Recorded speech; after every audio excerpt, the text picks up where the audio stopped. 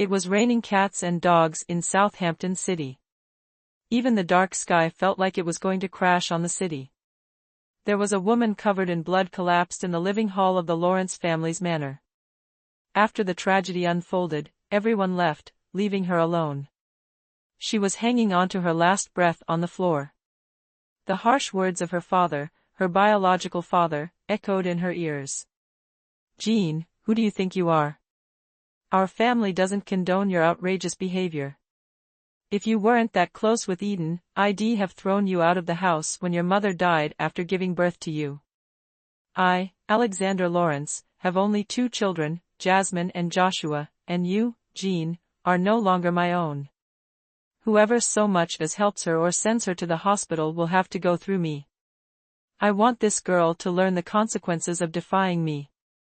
Jean smirked. Her stepsister had snatched her boyfriend and yet it turned out to be her fault. She squinted her eyes at Jasmine. Jasmine squatted right in front of her face. She was no longer the cute and innocent girl. What replaced her innocence was a vicious grin. "Jean, how does it feel now that you've been whipped by father?" Jean shut her eyes. She did not want Jasmine's disgusting look to be the last thing she saw before she died.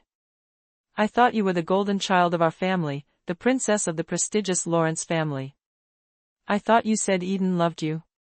But did you know he cares more about me than you?" If Jean could stand or so much as lift a hand, she would strangle Jasmine and drag her to hell together. "Jean, you're a big fat joke. The biggest joke in high society. You lost your fiancé and yet people abandoned and isolated you. You might as well just die," Jasmine said with a smirk. No, Jean's will to survive was strong. She could not just die because Jasmine told her to. She had to stay alive regardless of the condition so that she could take revenge on this family. Jasmine sized up the terrible injuries on Jean and it put an evil grin on her face. She grabbed a glass of water, mixed it with some salt, and sprinkled the salt water over the whiplash injuries. "Arg!" Jean squealed in pain. Everyone in the Lawrence family was invisible at the moment. They simply watched the torture with crossed arms and soft smirks. Jean's painful squeal fueled Jasmine's excitement. "I thought you said you wanted to get into 4th Master Swan's pants," Jasmine teased. The excruciating pain on Jean's body almost knocked her out cold a few times. "What's wrong? You didn't get close enough to sleep with him?" Jasmine mocked. "You really think that your pretty face can get you whatever you want? To me, it's an eyesore." Jasmine squinted her eyes as she pulled out a knife. Right before she could slash Jean's face with the knife, the door was pushed open with a bang. "Jeannie!" The sudden entrance startled Jasmine and she kept the knife away. Monica came in and saw Jean collapsed on the floor. She ran over as her tears rolled down her cheeks endlessly. She did not know how to help her friend up so that she would not make the injuries worse. "Jeannie, I'm taking you to the hospital," Monica said as she sobbed. "Don't you dare!" Jasmine bellowed. Monica glared at her. "My father said no one is allowed to help her." Monica turned a deaf ear. Jasmine, to her, was just a bastard. She came here not to argue with some bastard but to help her friend. "Stop right there." Alexander came down from the 2nd floor. "I'm taking her to the hospital." "Put her down," Alexander bellowed. "Are you just going to let her die here?" Monica screamed. "This is our family matter, and you're just an outsider, Monica. Anyone with a sane mind can tell that she's dying. And yet as her father, you decided to turn a blind eye and let her die?"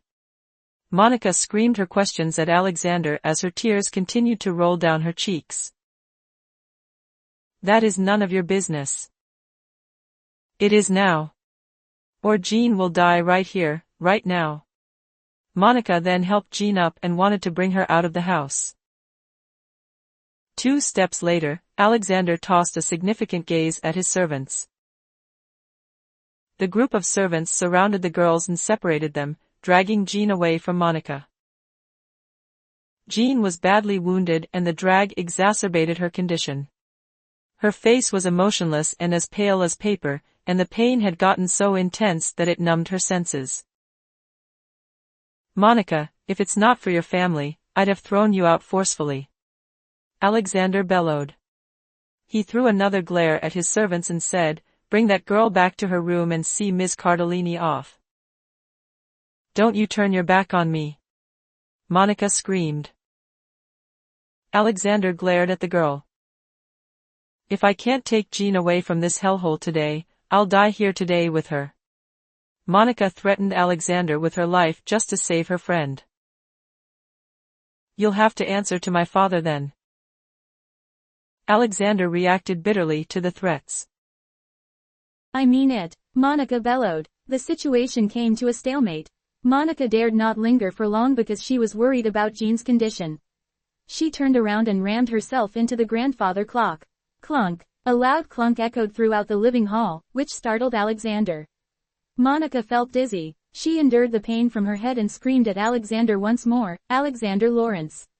Make your choice now." Alexander glared at the girl coldly and said with a flat tone, "From today onward, Jean Lawrence is no longer my daughter. She shall never bear the name of Lawrence anymore." Leaving his furious remarks behind, Alexander left. Jasmine smirked and followed her father away. Monica took Jean away from the servants but Jean could barely stand on her feet. "Jeannie." Monica helped her up. Jean could barely keep her vision clear and she mustered up all her strength to say, "Thank you, Monica. Thank you for saving me with your life. There's no need to thank me. If you die, I don't want to live either." Monica's eyes were red. She squatted to carry Jean on her back. "Hold on, I'll bring you to the hospital." Jean leaned on Monica's shoulder sickly. Her slender shoulder was probably the most warmth that she felt in her entire life. Monica carried Jean out of the door. It was still raining heavily outside. For some reason, Monica's car was gone and she had lost her phone during or before the confrontation with Alexander. However, she dared not linger because Jean was living on her last breath. She carried Jean through the rain and on her feet. Even when her feet started to bleed, she dared not stop. Her tears converged with the rain on her face. "Jeannie, don't you die on me. I'll bring you to the hospital." "Monica, I'm fine," Jean consoled her. She swore to herself to stay alive and she intended to keep the promise. Monica managed to bring Jean to the hospital but before Jean could recover, Alexander sent his servants to the hospital. The servants arrived with a plane ticket and they were tasked to send Jean away from Harkin. From that day onward, Jean disappeared from Southampton City and the whole of Harkin, and she was only 18 years old.